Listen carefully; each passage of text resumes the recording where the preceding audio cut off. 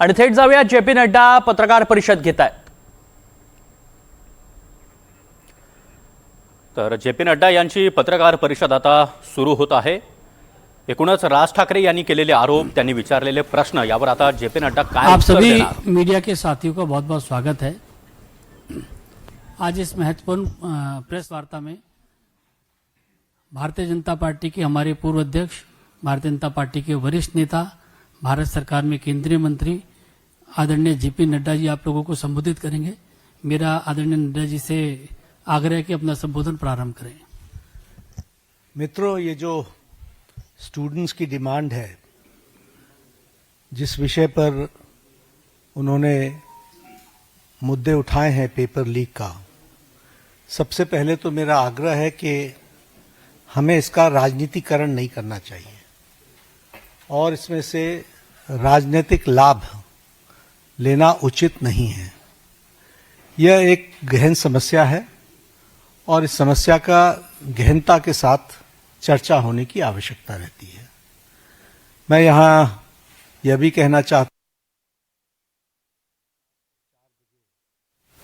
भारत की संसद में विपक्ष के नेता श्रीमान राहुल गांधी जी ने एक प्रस्तुतिकरण दिया और उस प्रस्तुतिकरण में उन्होंने लगभग 150 पेपर लीक के बारे में उन्होंने चर्चा की. ये जांच का विषय है और सरकार एक जिम्मेवार सरकार है, इसलिए निश्चित रूप से हर एक बात का जवाब जांच के साथ साथ जनता के सामने, देश के सामने दूध का दूध और पानी का पानी रखेगी. लेकिन मैं ये ज़रूर कहना चाहता हूं कि जो सरसरी तौर पर मुझे ध्यान में आया है, जो मैंने पेन डाउन किया है, वो आपके साथ मैं ज़रूर चर्चा करूंगा. अगर मैं बात करूं, जम्मू कश्मीर में सर्विस सिलेक्शन बोर्ड के एग्जामिनेशन में पेपर लीक हुआ, जहां पर कांग्रेस और एनसी की सरकार है, नेशनल कॉन्फ्रेंस की. उसी तरीके से Himachal Pradesh school examination board में उसमें पेपर लीक हुआ, जहां कांग्रेस की सरकार है. उसी तरीके से झारखंड में JAC में हिंदी और साइंस के पेपर लीक हुए झारखंड, जहां पर कांग्रेस और झारखंड मुक्ति मोर्चा की सरकार है. तेलंगाना में वहां पर इंटरमीडिएट के लैंग्वेज का पेपर लीक हुआ और वहां पर भी हमको मालूम है कि कांग्रेस और CPI की सपोर्टेड सरकार है. तेलंगाना में SSC में लैंग्वेज के पेपर लीक हुआ और वहां भी तेलंगाना में कांग्रेस पार्टी और CPI की सपोर्टेड सरकार है. तमिलनाडु में B.Ed के कोर्स पेपर में वहां पर जो जिसे हम कहते हैं Tamil Nadu teachers education university board, वहां भी पेपर लीक हुआ. वहां भी उस समय विपक्ष की सरकार थी.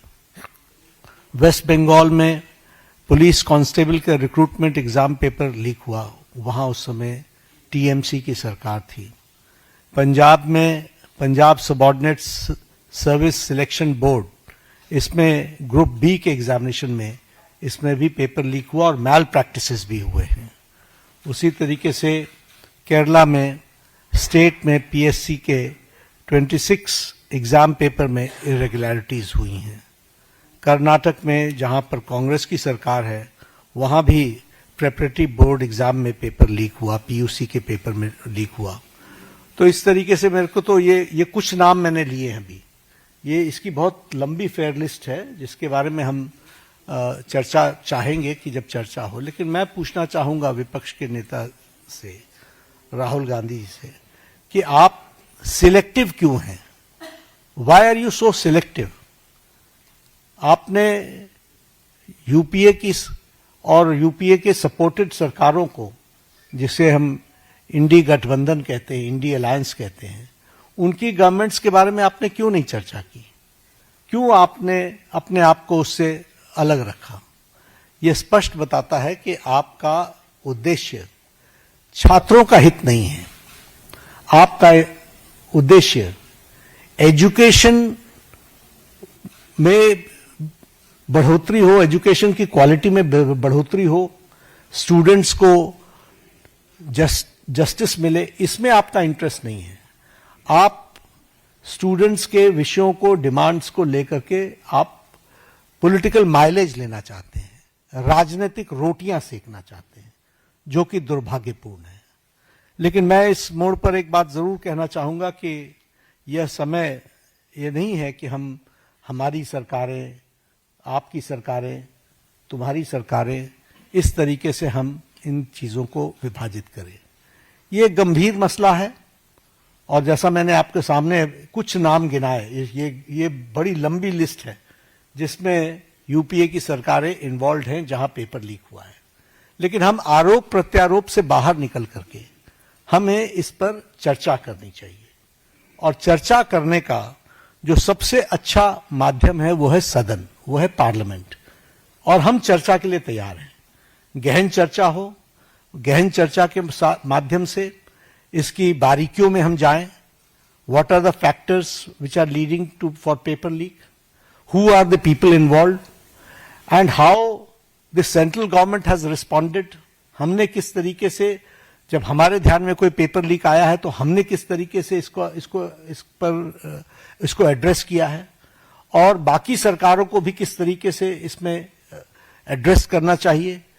क्या बिंदु है जिसके बारे में हमको गहराई से चिंतन करके उसका कोई रास्ता निकालना चाहिए ताकि हमारे छात्रों के साथ जो करोड़ों में हैं उनके साथ अन्याय ना हो। और भारतीय जनता पार्टी, एनडीए इस मामले में मोदी जी के नेतृत्व में बहुत गंभीर है और बहुत गंभीरता से हमने इन विषयों को लिया है और इसीलिए हमने चाहा है कि संसद में इसकी चर्चा हो। Short duration discussion, long duration discussion, business advisory committee में आप तय करो कितना समय आपने लेना है, 12 घंटे लेना है, 18 घंटे लेना है। राज्यसभा में मैं लीडर ऑफ द हाउस के नाते मैंने हमेशा इस बात को माना है कि जो विपक्ष जितने आवर्स तय करे, हम चर्चा के लिए तैयार हैं, सरकार चर्चा के लिए तैयार है और विपक्ष को इस बात को ध्यान में लेकर के उसे गोल पोस्ट नहीं चेंज करना चाहिए। हम आरोप नहीं लगा रहे हैं, आरोप प्रत्यारोप नहीं होना चाहिए। हम इस समस्या का किस तरीके से निदान कर सकते हैं उसके बारे में हमको सोचना चाहिए और पार्लियामेंट सबसे उपयुक्त फोरम है जहां हम गहराई से इसकी चिंतन कर सकते हैं।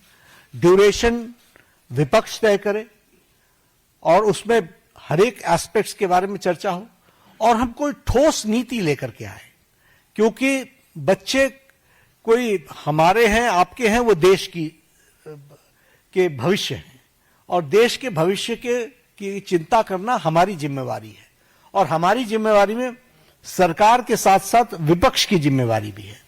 इसलिए विपक्ष भी अपनी जिम्मेवारी को निभाए और हम सब साथ मिलकर इसका समाधान करें और कोई स्थायी समाधान की दिशा में हम आगे बढ़ें, ऐसा मैं निवेदन करना चाहता हूं। आज मेरी तरफ से इतना ही कहना है। मैं फिर आपको आश्वस्त करता हूं कि मोदी जी के नेतृत्व में चलने वाली सरकार जिम्मेवार सरकार, रिस्पॉन्सिबल गवर्नमेंट, रिस्पॉन्सिव गवर्नमेंट, ये हमेशा आतुर है कि सभी बातों की संसद में चर्चा होनी चाहिए और हम चर्चा के लिए तैयार हैं। एक मिनट 2-3 सवाल ले पाएंगे, ज्यादा सवाल ले नहीं पाएंगे हम लोग। आमोद राय।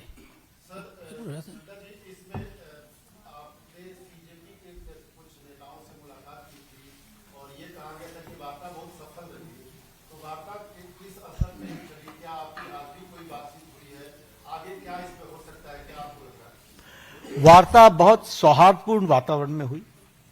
उनकी बातें हमने बहुत शांति से सुनी। उनको मैंने ये भी कहा कि आप लिख करके देंगे तो अच्छा रहेगा। उन्होंने वो सारी बातें लिखी हैं। मैंने कहा मैं आपको रिस्पॉन्ड करूंगा। मैंने उनको रिस्पॉन्ड किया और मैंने उनको कहा है कि हम चर्चा के लिए तैयार हैं। आप जब कहेंगे हम चर्चा के लिए अग्रसर रहेंगे। नीरज पांडे कोई बात नहीं पूछेंगे। नीरज पांडे आज कोई चर्चा नहीं है।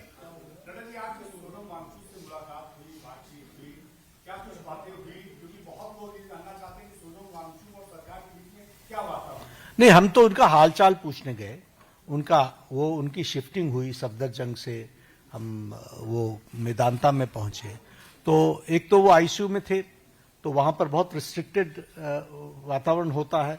लेकिन उसके बीच में हमने उनका हालचाल पूछा, उनके बेटरमेंट की बातचीत हमने की और हमने कहा कि आप अपना अनशन तोड़िए और आप मुख्य धारा में शामिल होकर के बच्चों को सही डायरेक्शन की तरफ आप ले जाएं। हमारा सरकार सारी विषयों के बारे में चर्चा करने के लिए खुली है और वो हमेशा उसको एड्रेस करेगी। तो उन्होंने कहा ठीक है, हम इस पर आपको आई विल रिस्पॉन्ड बैक। आज उन्होंने पत्र लिखा है, मुझे ओपन लेटर लिखा है, हम उस पर जवाब देंगे और जवाब दे करके वार्ता आगे बढ़े, इसकी हम चिंता करेंगे। जतिन ठक्कर, आपने कहा कि ये रिस्पॉन्सिव सरकार है, ये आपने शुरू किया था, ये आपने शुरू किया था। को पुलिस कार्रवाई हुई बच्चों पर, उस पर आप उसकी गहन चर्चा होगी ना, पार्लियामेंट में चर्चा होगी, डिटेल में हम चर्चा करने के लिए तैयार हैं। जब हमने कह दिया everything related to paper leak, we are ready to discuss on the forum of the parliament, will discuss. चलिए हम आपने शुरू एक किया एक सवाल कीजिए। नहीं, इस तरीके से नहीं होते। हम चर्चा के लिए तैयार हैं, वो पार्लियामेंट में होगी, वो अपनी बातों को रखे, सरकार जवाब देगी। था। शर्मा जी पूछो, लास्ट सवाल आप जल्दी पूछो। मैं पार्लियामेंट में चर्चा करेंगे ना। पूछो। जो इशू जो सोनम वांगचुक ने जो अपने पत्र में आपको जो लिखा उसमें एड्रेस किए हैं, क्या उन मुद्दों का सरकार के पास समाधान है? वी विल रिस्पॉन्ड, हम रिस्पॉन्ड करेंगे। उन्होंने लिख करके दिया, हम रिस्पॉन्ड करेंगे। बहुत बहुत धन्यवाद आप सब लोगों को। बहुत बहुत धन्यवाद, बहुत बहुत धन्यवाद। केंद्रीय मंत्री जे पी नड्डा यांनी पत्रकार परिषदेतून आपली भूमिका स्पष्ट केलेली आहे। सरकार चर्चेसाठी तयार आहे। संसद भवन ही विद्यार्थ्यांच्या प्रश्नावर चर्चा करण्यासाठी योग्य जागा आहे। तिथे विरोधकांनी आमच्याशी चर्चा करावी, हवा तेवढा वेळ चर्चेसाठी द्यायला सरकार तयार आहे। दोन्ही सभागृहात चर्चेची सरकारची तयारी आहे आणि विरोधकांनी आपले मुद्दे संसदेत मांडावेत अशी त्यांनी भूमिका घेतलेली आहे।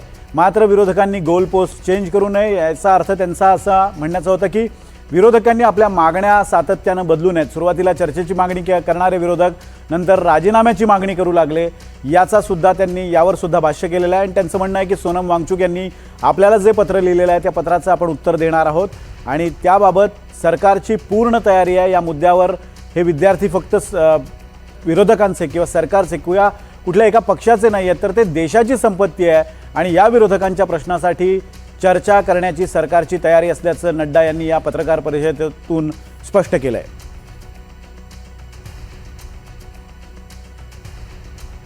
राहुल गांधींवर सुद्धा त्यांनी आरोप केलेले आहेत। राहुल गांधी हे सिलेक्टिव्ह आहेत। राहुल गांधींना काही सवाल जे पी नड्डांनी केलेले आहेत। राहुल गांधींचा उद्देश विद्यार्थ्यांचं हित नाही असंही नड्डा म्हणतायत।